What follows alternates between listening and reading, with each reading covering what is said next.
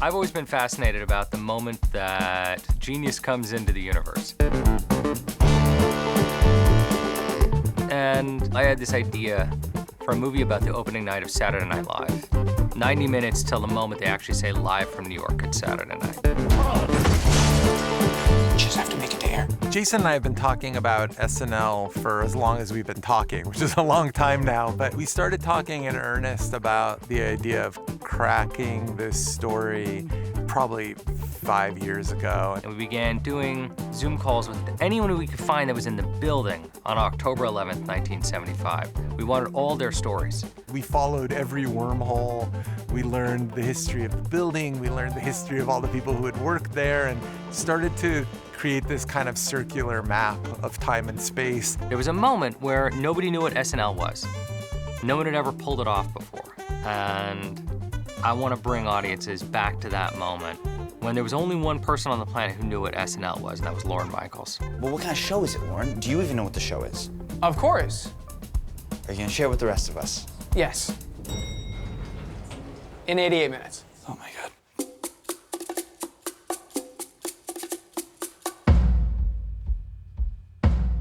The script is just non-stop. It's just 90 minutes of movement in real time, and that's super exciting, and you don't see that often. Okay, let's see if we can get through one of these skits. Sketches. Davey, please. What Jason and Gil created, the sort of cacophony of events and mayhem, all of these characters coming in and out. It's a bit of a symphony on a page. Chevy Chase, Gilda Radner, Dan how the fuck do you pronounce this? Aykroyd.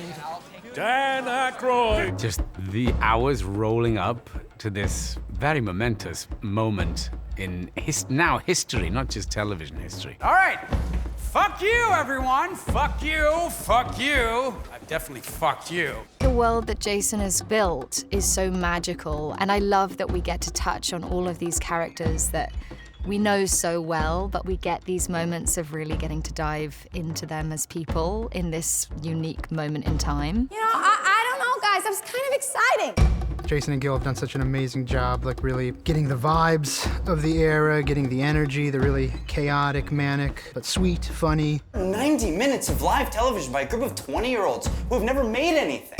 The way this is shot, it's very fluid. The way you get from one scene to another scene, someone brings you there. So you're really with the characters, and when you're really in it, it's much more satisfying. This film was shot in such a way that helps the audience stay on its toes the same way the cast had to be on their toes. It's everything you think is going to happen when you move to the city. That's our show. That's Saturday night. Rolling. The fun of making a movie about 90 straight minutes is that you get to actually shoot it in order. On day one, you shoot scene one. And our movie opens with a sprawling one where you get to go all over the 8th floor, you meet tons of characters. It's 5 pages of pretty careful choreography, including a llama. You are so fluffy. Hey, come on, Eddie. From a production point of view, it's Herculean. We had rehearsed it for a couple days prior, the camera move. Hey guys, rehearsing. And dollying. The extras moving, the actors in there. It was so intense because there was so many of our cast involved that day, and you were getting these really quick introductions to our main players. Still in the show? Jesus Christ. Sorry, tripped over my penis. It just set the frenetic tone of what this movie was going to be. So I think it was a great idea to start with it. There were definitely some panic attacks leading up to it. Just running around and making sure everyone hits their mark on time and is good, which is not a problem because the cast is just fucking incredible. No, this is like the coolest thing ever. I've been working with my cinematographer, Eric Steelberg, since college. And this is the first time we shot 16mm since our first short film. And now here we are, 9 feature films later and about 30 years later, and we're shooting back on 16mm film. We wanted something that breathed like film. We wanted it to feel as though you were watching a movie, a document from 1975. We started sourcing 16mm cameras. They're very modern, and we could use modern lenses with them, and it just looks fantastic. To be working again with these smaller cameras that allowed us to have a lot of dexterity as we moved through hallways, through doorways, following character after character. There he is, the star of the show. Oh, come on, Rosie, not the fucking bees. I'm not a dashboard ornament. It's such a thrill to be a part of something with as much like carnage and chaos as this. It's very ambitious to try and do that on a set environment, to try and capture an uncontrollable aliveness. But we seem to be doing it every day, and it's crazy. This is a beast of a thing to be wrangling. It's a lot of cast, it's a lot of moving parts. Shooting on film, we're doing it in a pretty short amount of days too. And Jason creates a really nice, respectful space and atmosphere. Okay. They have to go back in the hallway. We haven't earned them yet. We need to get this scene. If we get the take, you get your llamas. 5 minutes, guys, 10 minutes tops. Let's keep these vibes going. When we go inside 8H, it's night one, which means that you're living with a bunch of actors and writers and crew people who have now been dealing with each other for months. And you have to immediately understand who they are and what their relationship is to each other. Did anyone ask Edison what a light bulb was before he harnessed electricity? Who are you in the metaphor? When you're playing a real person, that concept of rightness is amplified. There's more of it because there are more angles to it. More people have an idea of what is right about that person than most. We had all these young characters to cast. We had to replicate performers like Chevy Chase, Gilda Radner, John Belushi, people we just feel we know on a DNA level. So tell me how you fit into this ensemble. Oh, is this an ensemble? There's a real responsibility to playing a real person. Especially one that is still here and can watch and can criticize or praise or whatever the case may be. You want to do them right. I am being underutilized, which makes me ponder. What am I doing here? I enjoy a lot of people trying to create something that they're incredibly passionate about. It's hard in general to like encapsulate a whole human. It's always gonna be you. You kind of can't help that. NBC is lucky to have something as relevant as this show. Lauren, they don't even want it. That's logical, Dick. That's why they're paying us all to be here. Jason didn't want to hire just a bunch of impressionists who were going to nail the mannerisms and the voices perfectly. He wanted people to sort of embody what he saw as the characters. Your reputation precedes you. Yeah, by about 11 inches. Excuse me a second. There's an interesting sort of balance of like not wanting to imitate, but also you want to represent them. You definitely want people to be able to tell who you are. You're the writer Lauren found in a bar?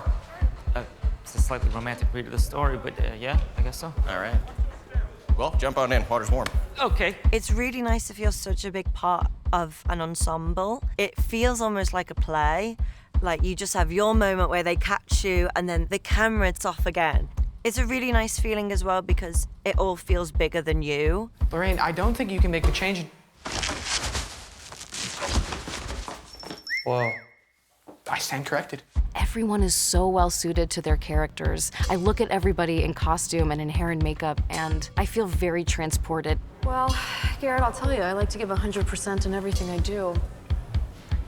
And I like a dish soap that does that too. It's so amazing being in a cast with this many people and you love everyone. It's just so fun. Everybody's so funny and like everyone gets their shining moment. It's a miraculous accident. I found a place to go home for a little circus of free chicks on national television. Rose, this is our shot. It's a shot. Rose. You're actually nervous. On most movies, the background are a layer behind the principal cast. On this movie, our background are characters in the movie. We cast every background actor in person. We met with each one, put them through boot camp, and they worked every day of the shoot. The magic of Saturday Night Live is it never stops, it never slows down. When the audience takes a break for a commercial, that's when the true chaos at Saturday Night Live takes place. Stagehands moving sets, our hair and makeup people running in for touch-ups. costume department doing costume changes on the fly. Everybody was selected with such care, and they're considered part of our cast. Go live. Okay, go live. Fade up.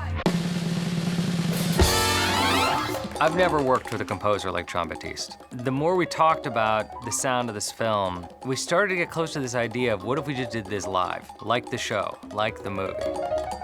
The music has a real goal of not only being theme-oriented, but representing the building of this show that's on the edge of falling apart at every second up to the last second. So I didn't want to have some kind of very well put together ensemble that is tried and true. I wanted to almost have a motley crew of instruments and styles and genres. So the score really functions both as sound design and as thematic material. And sometimes it's both all at once.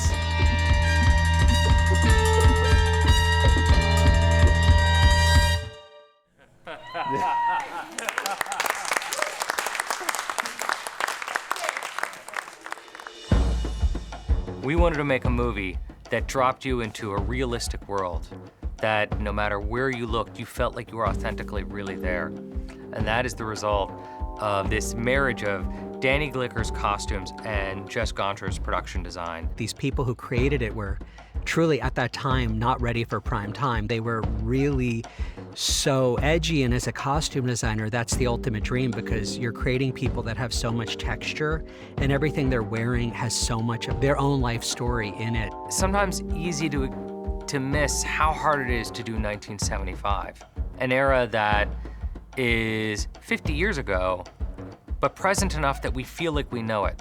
And Danny has that ability to go into recent history and make sure that not every actor looks good, but every background actor looks good. He dresses every actor as though they're the main character.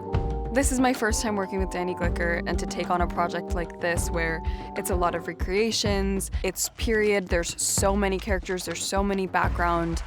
His attention to detail, him and his entire team, you feel so looked after and so cared for. I want this movie to look like not only are they not ready to go on in an hour and a half, they look like they might not be ready to go on in a week and a half. Every generation has a relationship with Saturday Night Live. And as a result, we've grown very familiar with what a set feels like. We want the experience of this movie to go even a little bit further. What if you could just wander, go upstairs, go into the offices? What if you could see where they're putting on their wardrobe? And as a result, Jess needed to make a set that lived up to all of our dreams of being backstage at SNL.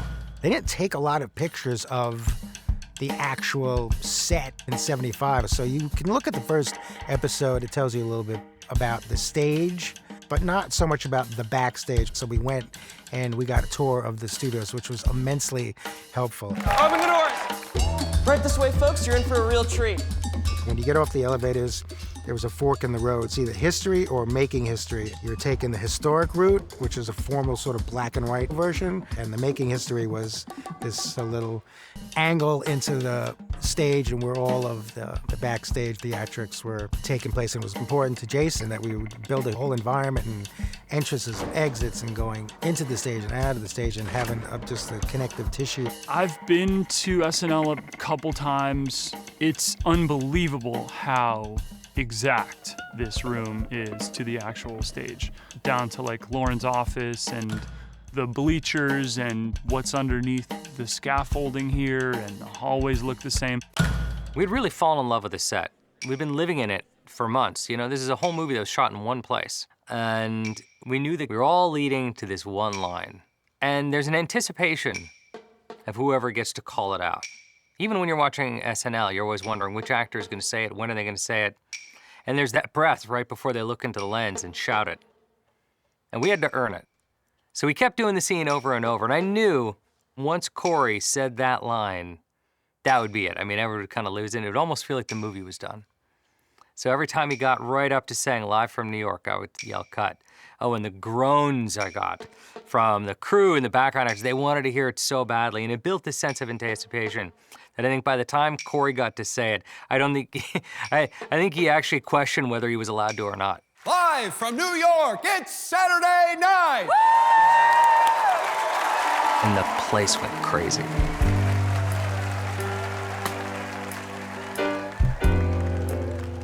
It's easy to forget that every week, this extraordinary group, writers, actors, craftspeople, create a 90-minute show that goes live to all of America.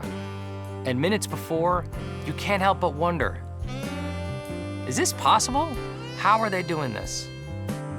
I want the audience of this movie to feel that magic and only be more filled with gratitude and respect for the people who created that show and have brought so much comedy into our life.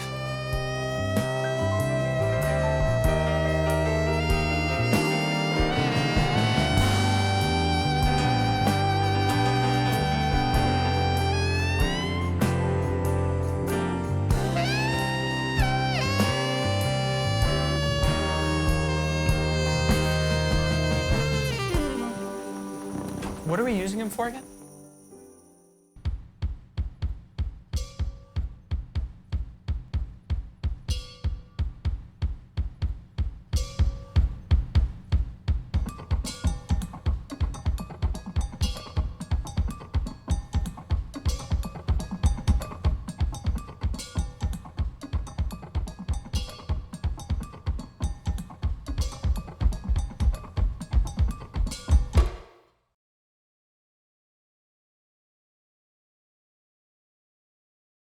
I play Chevy Chase. I loved him as a kid. There were certain actors that were goofballs. Jesus Christ. Sorry, tripped over my penis. I spent hundreds of hours watching his material and really wanted to make Chevy feel real to people that know him and have seen him for so many years. You guys look like the cast of Godfather if it was shot in Alabama. How high will this thing go, Al? Feel that?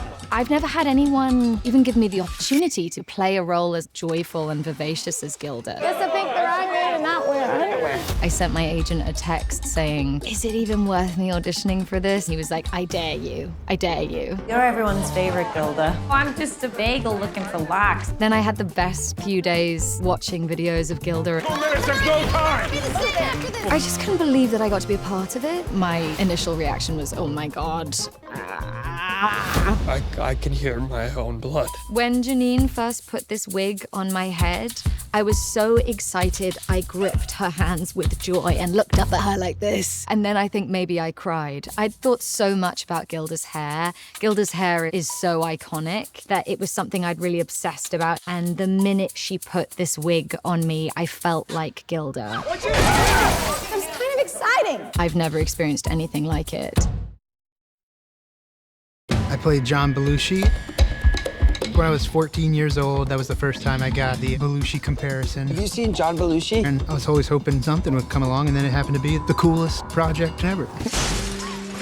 Hey, I heard John doesn't like the bee costume. You know anything about this? I had to go back and rewatch Animal House, Blues Brothers, and all of his work, watching his body language, watching how he moved, just kind of getting the physical character out. What do we have here? And just kind of getting to the vibe of the time period. You know, I always respected and loved his work, but it made me kind of, oh, damn, this guy's really good. I am a trained professional. Dan how the fuck do you pronounce this? Aykroyd. I play Dan Aykroyd. These can't be the right size. Yeah, you're right. They should be a little bit smaller. I watched some old SNL, and I watched any Dan interviews that I could. Just tried to see what I could latch on to. He has a very specific cadence, and he's very articulate. It was just things like that that I was absorbing. The script specifically called for a Smith & Wesson K-frame Model 19 Combat Magnum. There's so much stress in this hour and a half, but he's so unbothered in his own world and doing his own thing and just kind of floating through. It's nice to be playing that energy, and a lot of flirting. Apparently, he was quite the ladies' guy. Don't be alarmed. You're dealing with a fully qualified male strumpet. I'm playing Jane Curtin.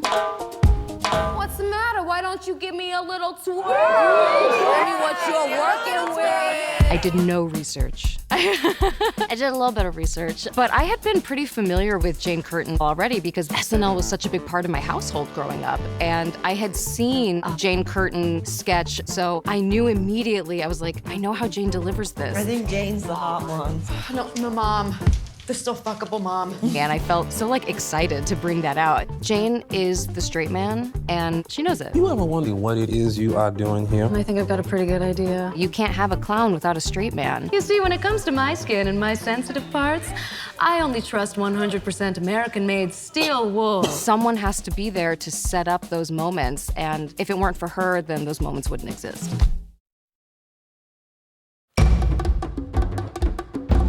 What's your name? Garrett Moore. I did a lot of research to embody Garrett, diving into all his interviews, his musical performances. I sang backup for Belafonte. There are a lot of isms that Garrett has. He moves his hips a lot, and his neck a lot, says a lot. I met him and tried to get a really good sense of what was going through his mind during these moments. He feels like a fish out of water. Just can't help but feeling a little bit like an outsider. Because you're so much older? Who are all these young college kids telling dick and fart jokes? And he's like, I am an opera singer, I'm a Broadway guy, I'm a playwright. You want me to say anything in this, or am I the silent robber type? I had a conversation with his niece, and she said, you better not mess this up. Lorraine is the youngest out of the 7 cast members. Hi. Everything is new and she's trying to navigate it whilst also do a good job. Try sitting like men. Oh, yeah. Perfect. Jason gave me the real Lorraine's number. She was like, you can listen to my memoir if you want, but it's 9 fucking hours long if you can be bothered. And I was like, you're so cool. I realized how many similarities there were between us. Like, she's the baby a little bit and the only one who's really far away from home. Any minute, Lauren's just gonna ship me back. On this budget, we can't afford the postage. She said on her first date with her boyfriend, she was laughing so hard that she peed her pants. It's so funny because on my first date with my boyfriend, I threw up. So I text the real Lorraine that, and she said, well, you got me beat, honey. Lorraine, I don't think you can make the change. I stand corrected.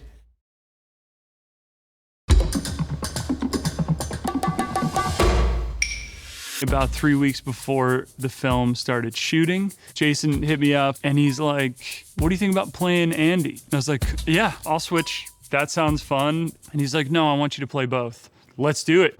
Jim Henson was such a creator and had a huge career already. He was taking this big risk, wanting to explore a more adult version of the Muppets. And the writers couldn't care less. The writers on the 17th floor tied a belt around Big Bird's neck and hung him from my dressing room door. I think you really feel for Jim. I wanted to bring that to life. I know what people say when they see a man with his arm up a Muppet.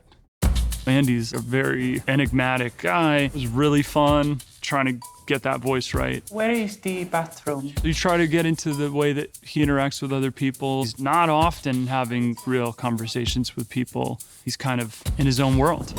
You are so fluffy. Hey, come on, Andy. They're legends. I just wanted to get it right. Here I come to save the day. The tiny mouse is on the way.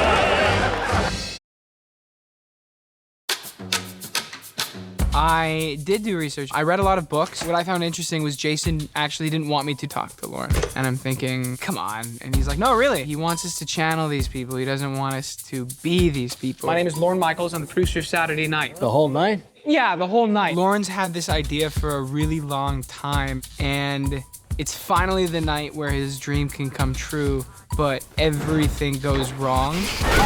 Okay, do we go again? And he pushes through regardless. He just has an attitude of you have to get it done. Doesn't matter that we're ready, it matters that it's 11:30. That's when we go on. I think he just really wants to try something new that he hasn't really seen before, and I love that. Did anyone ask Edison what a light bulb was before he harnessed electricity? Who are you in the metaphor? I play Rosie Schuster, a writer on the show. Must you turn him into a bee? He is a man in a bee costume. There was a difference. She was Lauren's wife. Lauren, we're married, but not your wife. But also in a complicated relationship with Dan Aykroyd. Hey, you look so sexy. I got to talk to her on the phone. She's just so funny and smart. It's postmodern, it's Warhol, it's iconic. Playing this character has been so freeing because everyone's in this state of panic. And she's able to weave through it all. She's like, come on, let's do it. Please get the fuck out. Thank you. And action. Hey, you remember Jackie, my girlfriend? Fiance. It looks expensive. She is. Jackie's story is really about holding her own and finding where she fits into all of this. Chevy can't help it. People are responding to his face. I mean, I could, but I won't. Really what I wanted to bring to Jacqueline was that she also had ambitions. Looks like Chevy's fiance slipped and fell into another segment. Jacqueline's gonna be hosting the show if you're not careful. I've been working the most closely with Corey and getting to know him as Corey and getting to know him as Chevy. They couldn't be more different, and I love both of them. And don't tell him that I said any of this. I'll deny it. Hey, Lauren, you ordered a llama? Yeah, we all decided it was much funnier than a donkey. I portrayed Dick Ebersol. He fits into the story as the middleman. I heard Belushi hasn't signed his contract yet. Formality. This is a guy at 27 coming into something that he doesn't really know a lot about. Try not to use words like underground or revolutionary. I'm not exactly Che Guevara. In the words of Che Guevara, Viva la revolucion! Yes. No one really thinks of Dick Ebersol when it comes to Saturday Night Live, but Lauren wouldn't be here without him. Lauren Michaels a special bird. You know, he believes in his vision. That's nice. I think he really genuinely loves Lauren, and he's caught in between crossfire. They want you to fail. You just have to make it to air. The most important thing for me with Dick is try to get that love across. The love he has for Lauren and this show is what's the most important. What kind of show is it, Lauren? Do you even know what the show is? Of course. Are you gonna share it with the rest of us? Yes. In 88 minutes.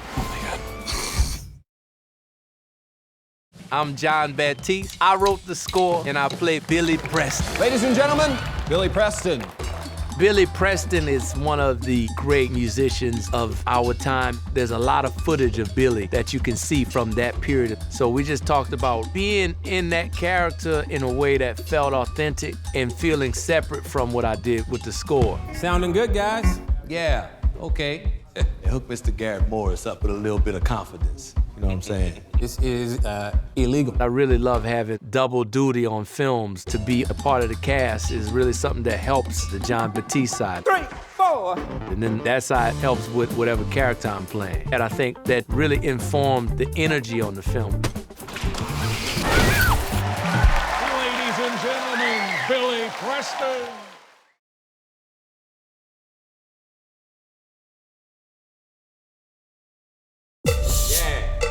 Too. We're doing something that's not the typical process. Every day we'd wrap around 5 or 6 p.m. and then we'd start recording. And we recorded the entire score live on set, in real time. Not ideas that he had pre-worked out, but more he would point at one instrument, then he'd point at another instrument, tell them what to do, hit this note, play this rhythm. Okay, now you stop, come in here. And I watched him create in real time. I could show him a scene and he'd get, I know what to do with that. It's Saturday Night Live and we scoring live. The music has a real goal of not only being theme-oriented, but representing the building of this show that's on the edge of falling apart at every second just before it goes on the air. I wanted to almost have a motley crew of instruments and styles and genres. He's touched by God in a way that is really hard to explain.